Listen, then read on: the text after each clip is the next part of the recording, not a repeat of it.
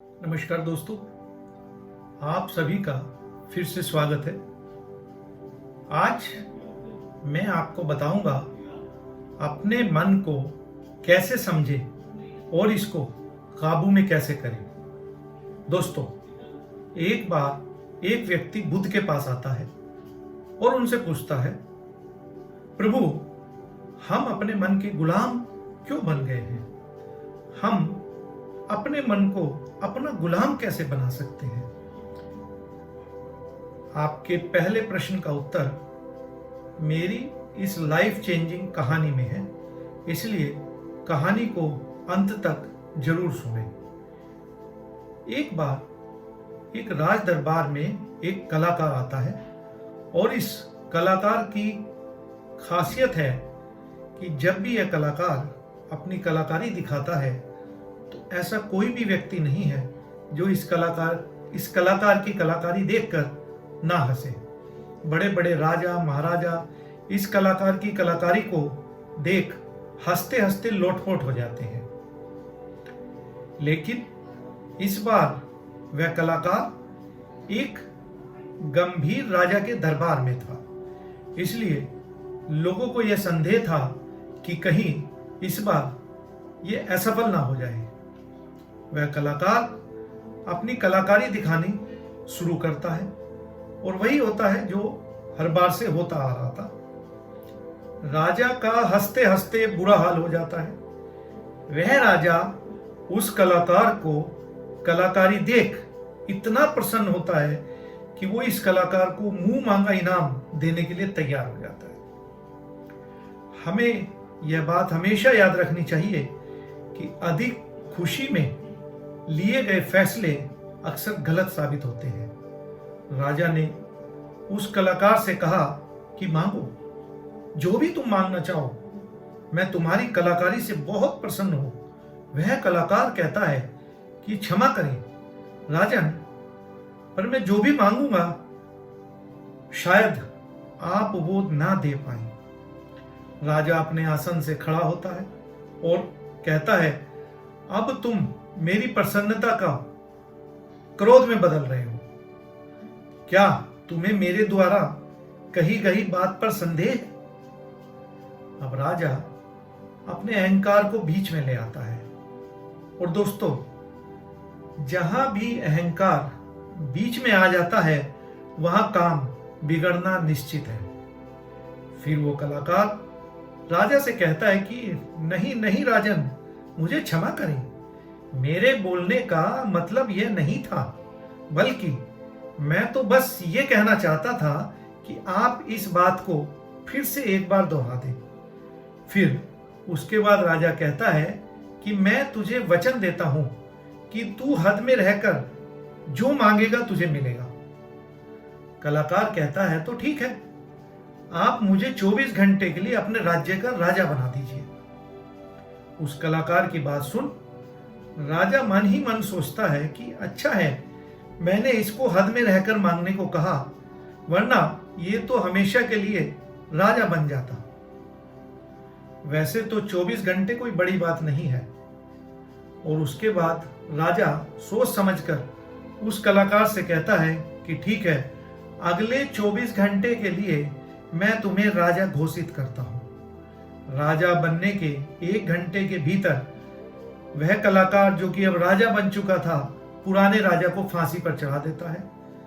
दूसरे घंटे में वह पुराने राजा के सभी भरोसेमंद लोगों को हटाकर अपने भरोसे के लोगों को रख लेता है।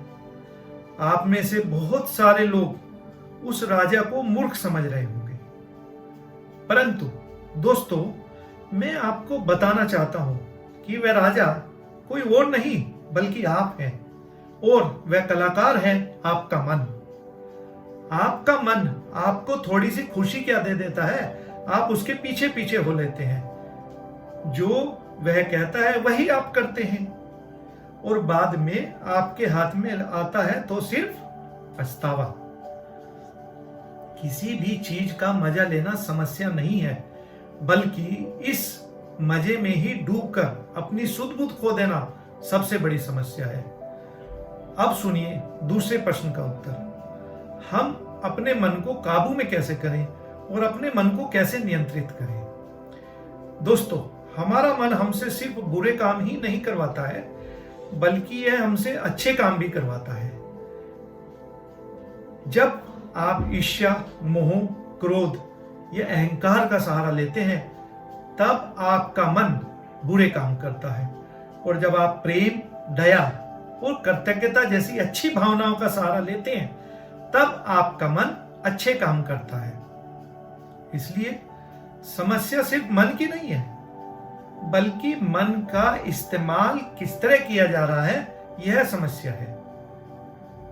गौतम बुद्ध ने कहा है, मन को नियंत्रित करने का सही मतलब यह है कि आपका कोई भी विचार आपको विचलित ना कर सके। विचलित होने का अर्थ सिर्फ परेशान होना नहीं है, बल्कि खुश होना भी होता है। समझिए, आप बहुत ज्यादा खुश हैं, तो खुश होना कोई प्रॉब्लम नहीं है, समस्या नहीं है, परंतु उस खुशी में कोई निर्णय लेना समस्या है, जैसे कि राजा ने लिया था। किसी से कोई वायदा कर देना एक बड़ी समस्या। आप खुश हैं, आपने किसी से कोई वायदा कर दिया। ठीक उसी प्रकार बहुत ज्यादा दुख होना भी समस्या नहीं है, बल्कि इस दुख के कारण निर्णय लेना समस्या है, जैसे आपने दुखी होकर आत्महत्या कर ली। आंख बंद करके सुख के पीछे मत भागो। अगर आप सुख के पीछे नहीं भागेंगे तो दुख आपके पीछे नहीं भागेगा। आप लोग इस बात का यह अर्थ निकाल लेंगे कि क्या हमें सुख का आनंद नहीं लेना चाहिए। ऐसा नहीं है दोस्तों, आप सुख का आनंद हमेशा लें। मैं आपको मन के बारे में चलो एक खास बात बताता हूं। आपको ऐसा कब लगता है कि आपको अपने मन को वश में करना चाहिए?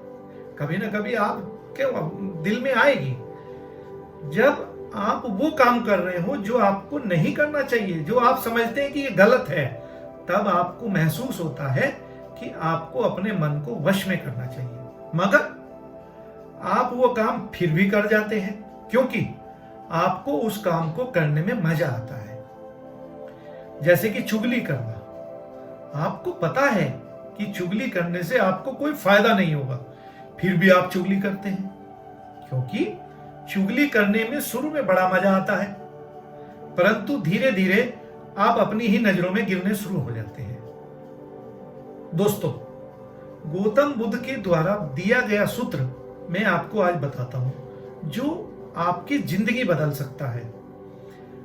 जिन कामों को करने में शुरुआत में बहुत मजा आए, वह काम आपके लिए हानिकारक है।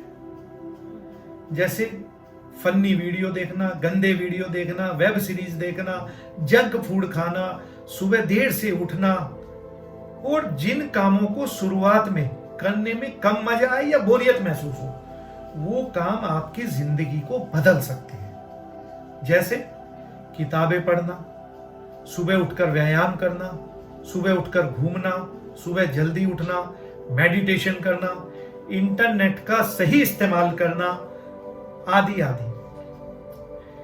इसलिए मजे के पीछे ना भागे, बल्कि सही काम के पीछे भागे। सफलता आपको निश्चित तौर पर मिलेगी।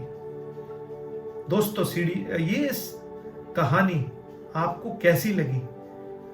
कमेंट्स जरूर करें, लाइक करें और सब्सक्राइब करें। Thank you very much.